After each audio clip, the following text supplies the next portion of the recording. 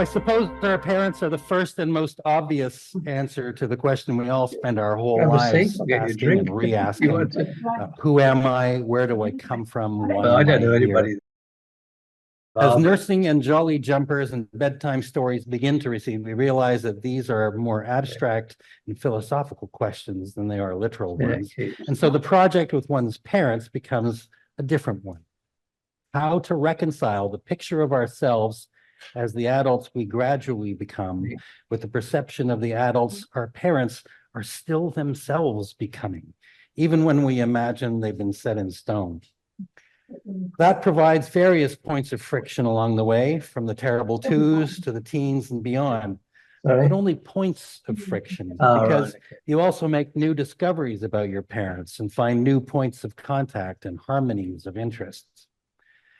After Dad lost the Steelworkers directorship election and started making labor relations videos with his friends Paul and Ken, I used to joke that when Dad saw that I wasn't following in his footsteps, he changed his footsteps to make it look as if I was.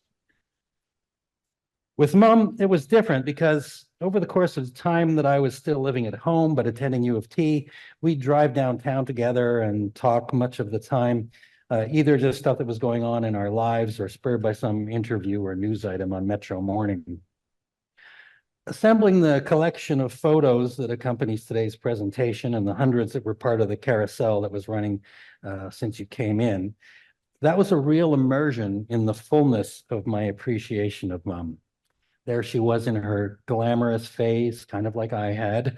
There she was with a poor choice of hairstyle, like I also had. And there she is on an adventure with her partner, kind of like the adventure Sarah and I have together.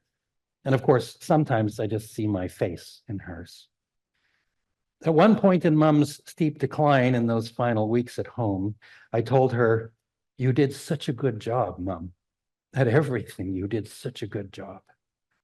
From being a sister to being a friend, from being a worker to being Mom, from being a daughter and a student and an organizer and a spouse and a widow and a grandmother and a host and a quilter and a volunteer and a reluctant tech user."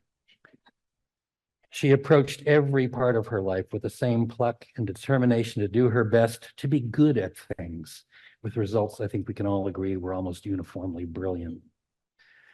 We have a lot of speakers to get through and a tight timeline to do it in, so I'm just going to tell you one story that I think illustrates the dynamics of our ongoing relationship.